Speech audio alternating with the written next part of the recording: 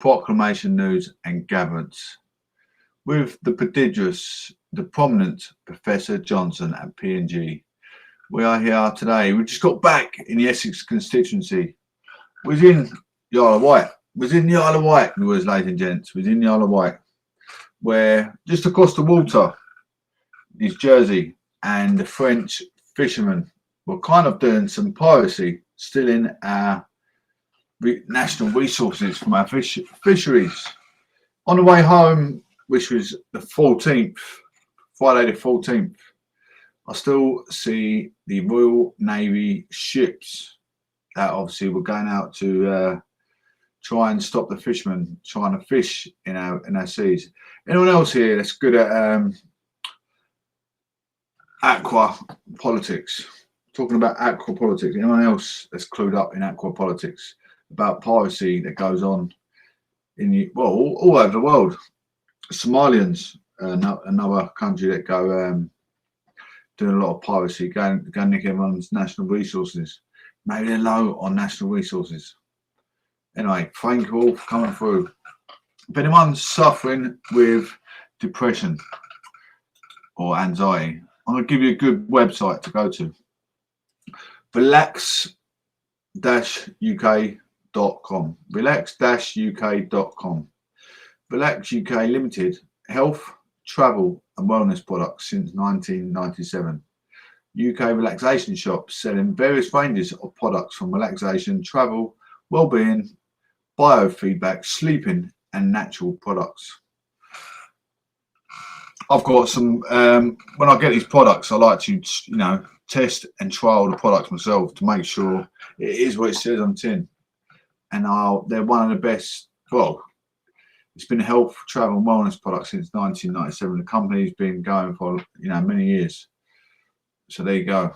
Very, very prodigious. Takes a long time to build a business. I'm a bit of a business myself, but haven't quite got to where I want to be yet. Anyway, we're getting it slowly but surely. Proclamation News and Gatherence, proudly sponsored by PSS Alarms. Very ethical and pragmatic work carried out. All areas covered, including central station monitoring provided. All work done according to insurance requirement. It's a friend of mine's company. He's carried out works in Harry Kane's stepmother's house in Hertfordshire, Potter's Bar. He's carried out etiquette works in Essex, such as Casbah restaurant. Installation, maintenance of intruder alarms, fire alarms, CCTV.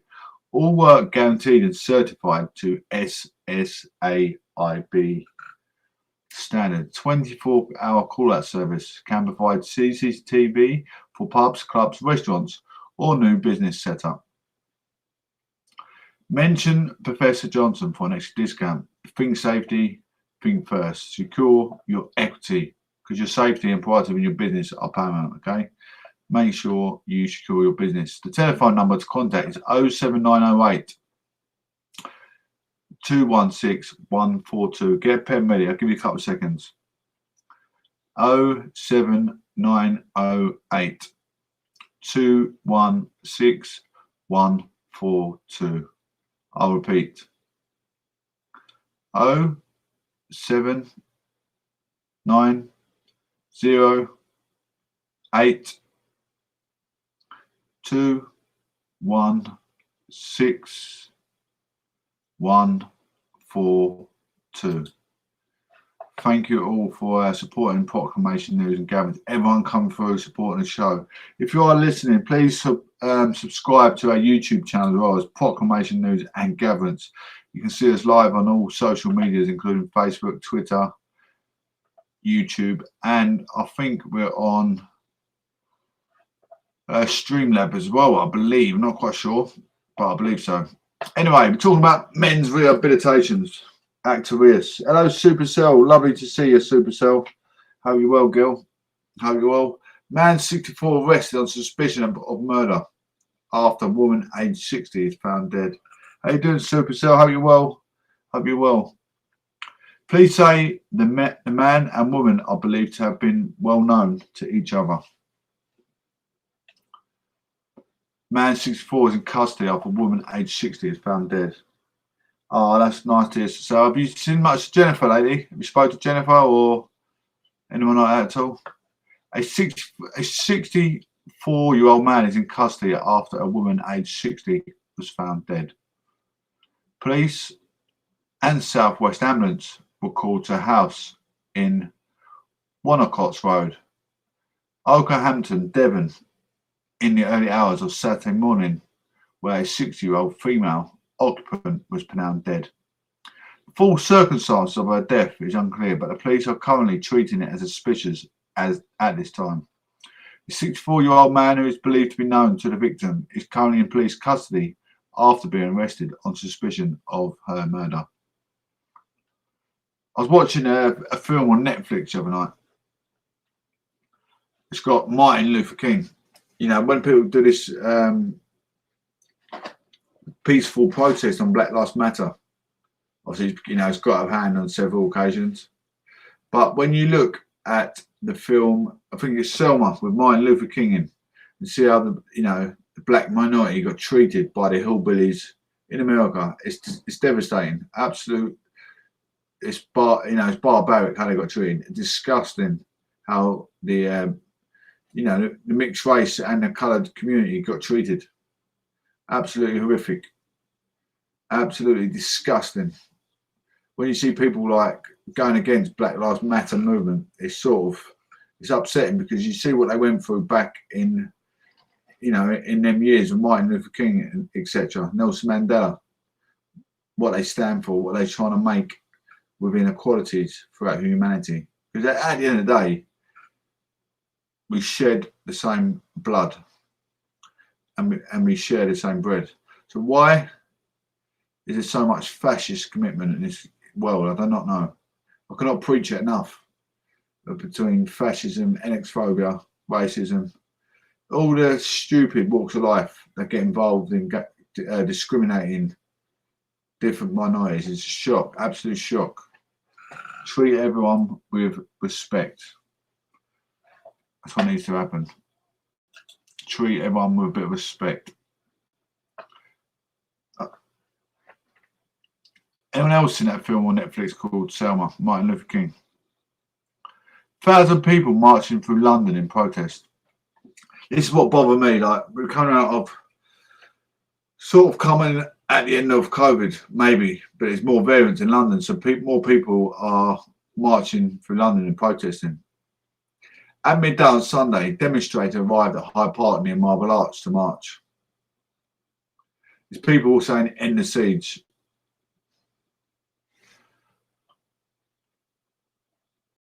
I was talking about the stop bombing Gaza in London.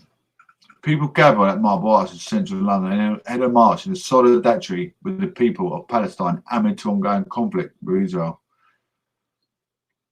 1,000 people have begun to march through Hyde Park in central London in solidarity with the people of Palestine.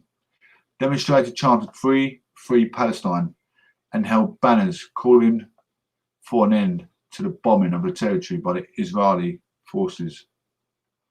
The Metropolitan Police said officers are engaging with a group of people who have gathered for a demonstration in central London this afternoon.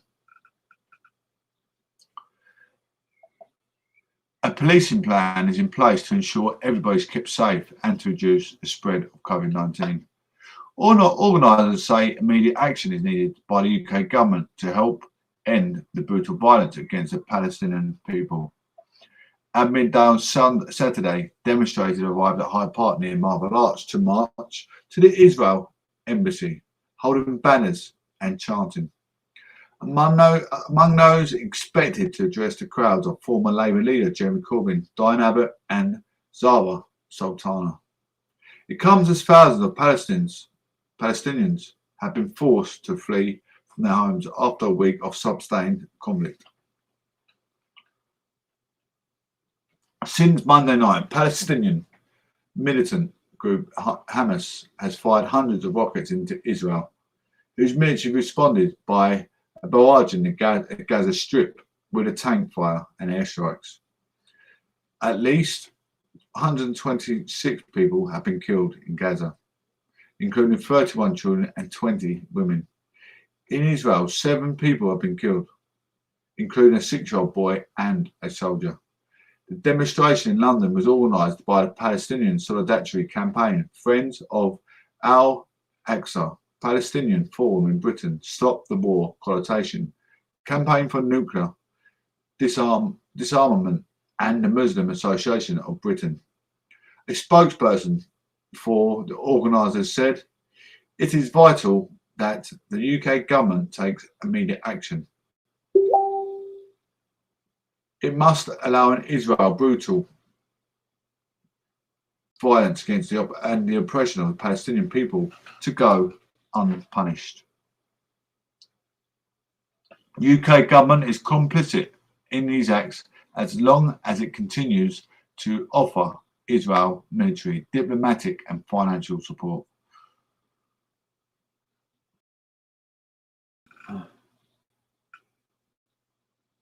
I haven't spoken to her for a while. I don't know if I've got a new Facebook. I'll see if I've still got on there. My new Facebook's Proclamation Johnson. I don't know if I've got you on there, so add me if so. I'll see if I can find Jen a bit later. All the new lockdown rules in England, they start on Monday. I think I might have Jennifer on there actually, I'm not sure. Lockdown rules across England will change on Monday, May the 17th, as the country enters step 3 of the lockdown lifting roadmap. The easing comes despite a rise in cases of the coronavirus variant first seen in India, which Boris Johnson has said could delay the roadmap, and which makes the government anxious. Oh, okay. Yeah, I'll message her. She's getting on. I spoke to her probably for a little while. This is what I was worried about, lifting the lockdown possibly too early. I'm not sure what to make of it all now, to be honest with you. I don't know if you guys all feel the same. Just want to get back to some form of normality where shops are open, restaurants are open, and people to go about their day today like the normal way they used to. Sages warn that Indian COVID combined with lockdown lifting could create the biggest spike yet in COVID in the UK. Last Monday, Mr. Johnson, leading a press conference on Downing Street alongside England's Chief Medical Officer, Professor Chris Whitty, and the government's Chief Scientific Advisor, Sir Patrick Vallance, said the government had met the 4 tests for proceeding with the roadmap. Successful vaccine rollout, vaccine reducing hospitalisation and deaths, infection rates do not risk overwhelming NHS. Variants have not fundamentally changed the risks. Main lockdown lifting changes from May 17.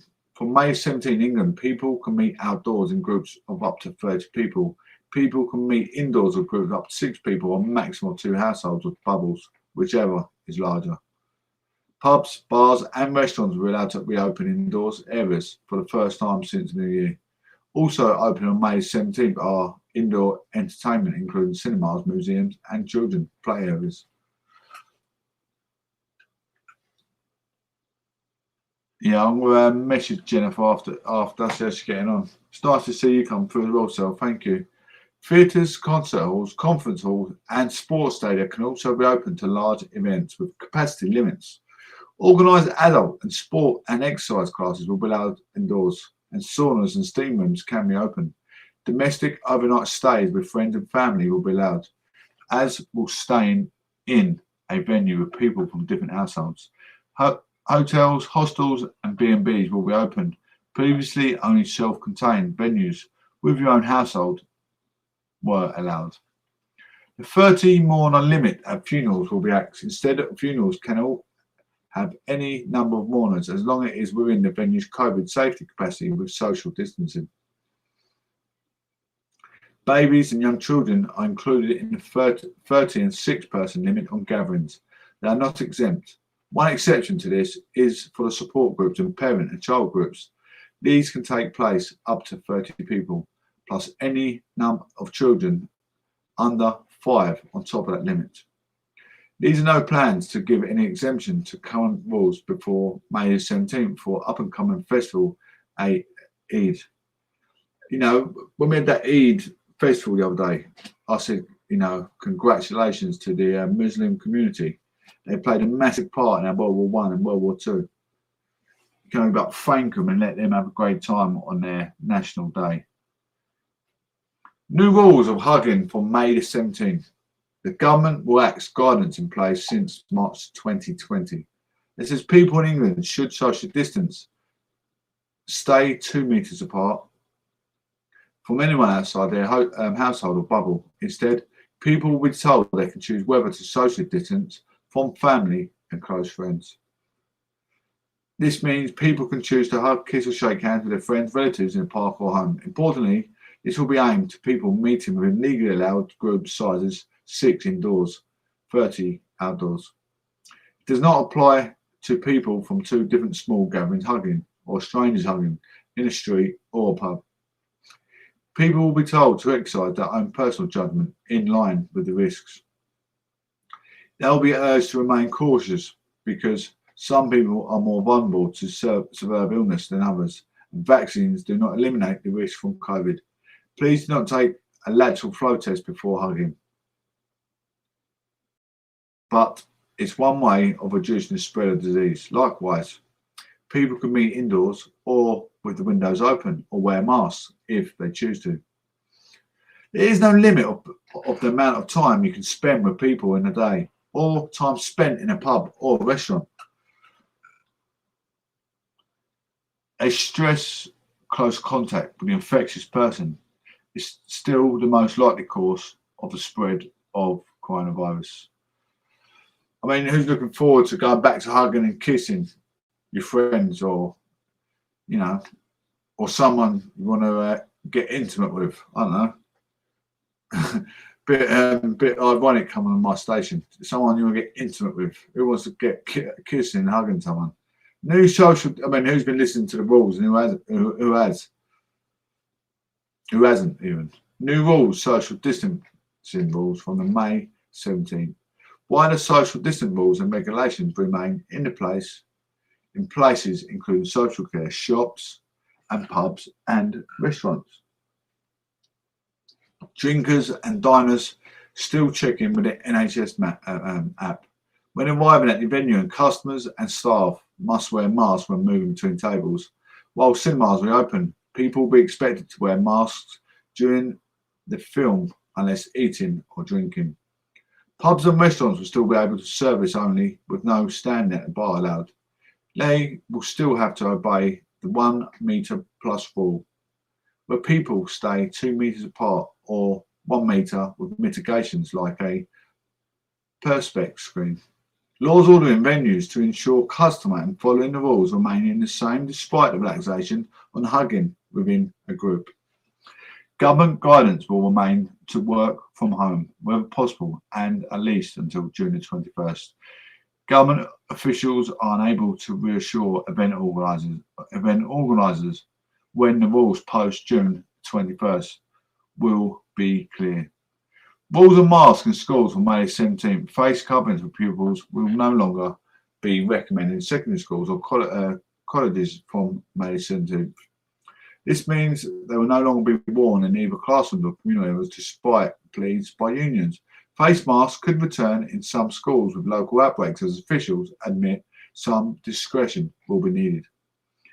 Meanwhile, university students return in person teaching and learning on May 17th and twice a week testing despite the fact students' academic years will be over and nearly over by then.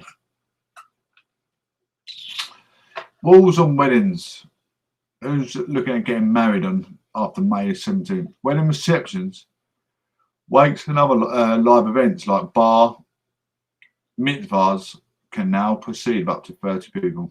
Hugging will be allowed at weddings in line with people's own risk assessment of risk, but dancing on dance floors will not. Venues will also comply with social distancing rules on capacity.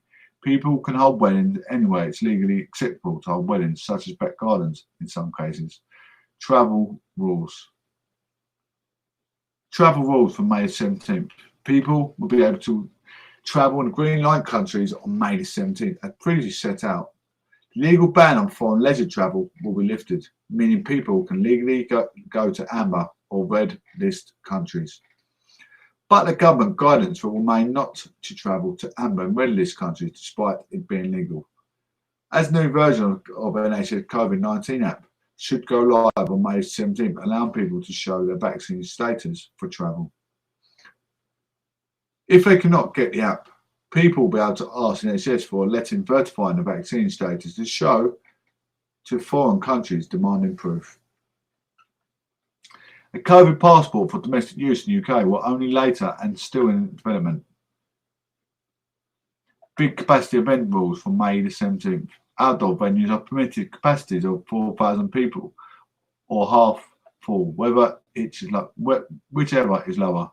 In the largest outdoor seating venues where a crowd can spread out, up to 10,000 people will be able to attend. On grounds, can be a quarter full, whichever is fewer. Fans can attend large performance and sporting events indoors with capacities of 1,000 people or half full, whichever is fewer.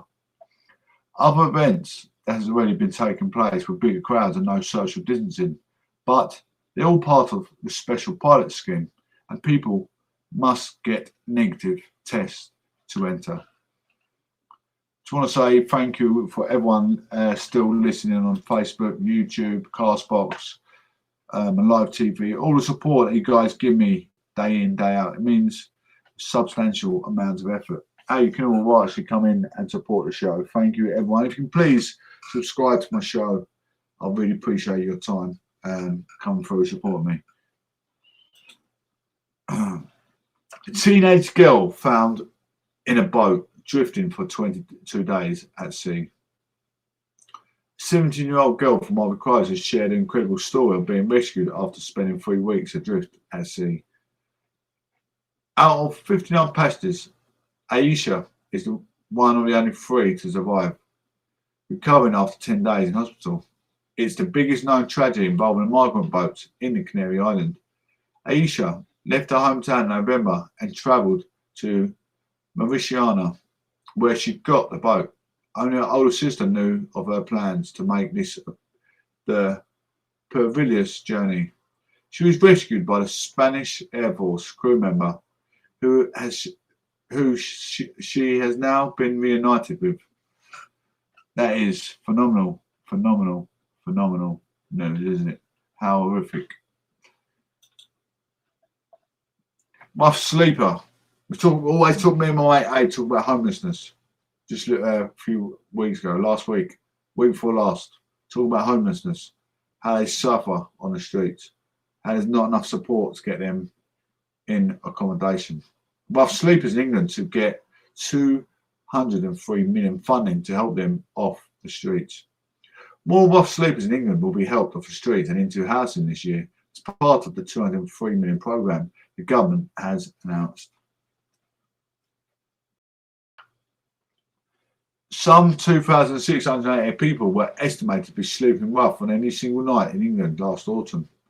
Housing Secretary Robert Jenrick said the money will be given to council support shelters and specialist mental health or addiction services.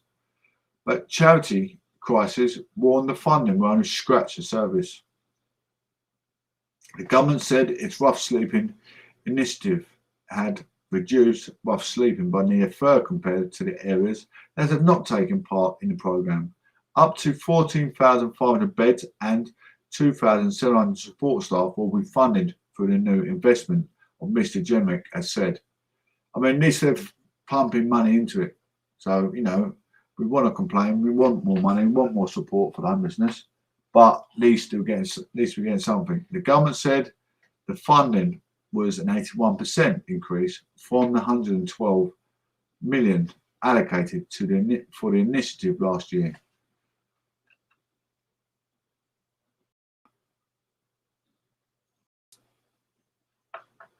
At the beginning of the pandemic, we took a swift and decisive action to bring rough sleepers in from the streets and settle them into longer-term accommodation in record numbers, Mr. Jenrick has said. That work continues. The results are clear and a huge credit to all involved. John Sparks, the Chief Executive of Homeless Charity Crisis, said the work in the past year to get people off the streets has been vital, and he welcomed the additional funding. But the number of people helped by this funding will only scratch the surface, he added.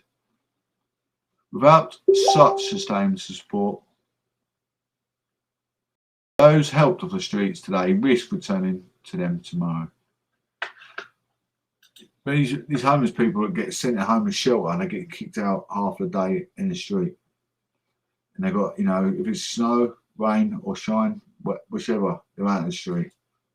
Labour MP Wes Streeting diagnosed with kidney cancer.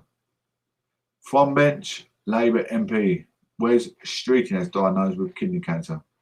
38-year-old from Ilford North MP, who was promoted last year to Shadow Child Poverty Secretary, said the news came as an enormous shock. But he said the cancer had been caught early and his prognosis was very good, adding he could take time off work until he made a full recovery. Labour leader Sir Keir Starmer said the thoughts of the entire Labour Party were with Mr Streeting and his family. Mr Streeting became a Labour MP in 2015 and is viewed as a rising star in the party. Before joining the ranks in Westminster, he was the president of the National Union of the Students and later led on education for LGBT and charity Stonewall, tackling homophobia in schools. He was then elected as councillor at Redbridge Borough Council in London, becoming the local authority's deputy leader before making a move to Parliament. Posting video on his Twitter feed, Mr Streeting said he discovered the diagnosis after going into hospital for a kidney stone in March. At the time, a scan identified a lump on the same kidney, he said. Around a month later in April, unfortunately, the lump was diagnosed as kidney cancer. The MP added, while receiving a cancer diagnosis at the end of 38 has come as an enormous shock, the good news is because of that kidney stone, the cancer has been caught early. My prognosis is very good and I should make a full recovery, but it does mean I have to take time off work for treatment. Mr Streeting thanked his family, friends and colleagues for their support, as well as Labour candidates and activists who rejoined during last week's election campaign. Without knowing it, they have made such a difference to me during that was really difficult time, taking my mind off things and helped me to crack on as normal, he added.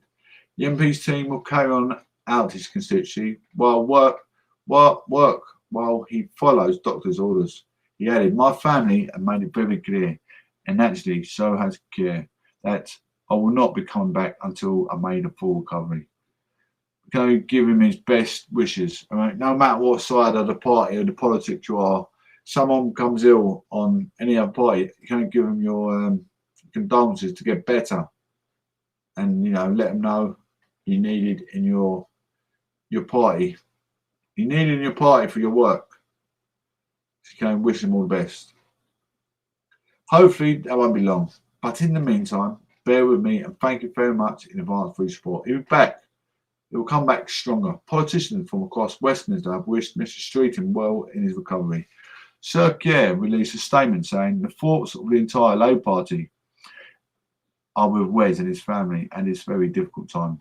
Wes is a friend and a colleague, and I know he will come back from this even stronger and more determined than ever before.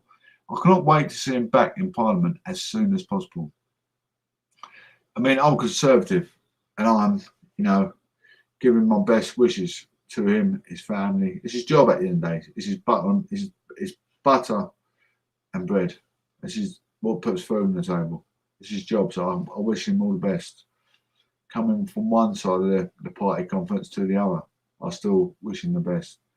Deputy Leader Angela Rayner also tweeted, sending love and solidarity, while Shadow Education Secretary Kate Green said, sending loads of love and good wishes to the wonderful, optimistic, brave and all-round amazing friend and colleague.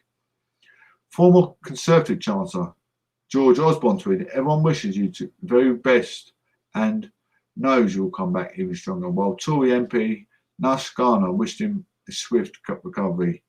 SNP Stuart McDonald also sent best wishes, while Liberal Democrat MP Wera Hobhouse tweeted, "I am thinking of you and wish you and your family all the strength you need." And Mr. Streetman Labour colleague Stella Creasy added, "Cancer doesn't know who it's dealing with. We're all rooting for you for your speedy recovery." There's concerns over impartial schools abuse review. Me and my friend, we having all these kind of talks just recently, talking about, children grooming, child abuse, child neglect, all these kind of reports probably are going to come up in everyday news. Me and my friend had a great conversation, giving people the guidance, who to call, where to go, who to turn to. Exactly what the conversation me and my friend was having the other day. It was a phenomenal show. I hope to get him back maybe later this evening or tomorrow. I'm going to find out. Concerns have been raised about the impartiality of an Ofsted review into claims of sex abuse in schools. The government ordered the review after thousands of anonymous allegations. How do you find out if your child can gets abused? Does your child open up to you when they come home? Does your child look pale in the face? Do you ask your child a question? Are you okay? Anything happened? Some kids take their own life. It's called suicide, make suicide because they haven't been. They're not going to try to blame you, but sometimes you need to try and acknowledge the child's welfare. Anonymous allegations of abuse in schools were posted on Everyone's Invited website, but the head of the largest teaching union says education watchdog Ofsted is unable to conduct an impartial review. However, the Department of Education said Ofsted will ensure a wide range of expertise informed its work. The mostly anonymous testimonies of abuse and misogyny started emerging finally from within private schools, but thousands of allegations have since been attributed to pupils from the state schools and colleagues as well. Ofsted was asked to conduct a review into safeguarding policies and practice on sexual abuse in both state and independent schools in England.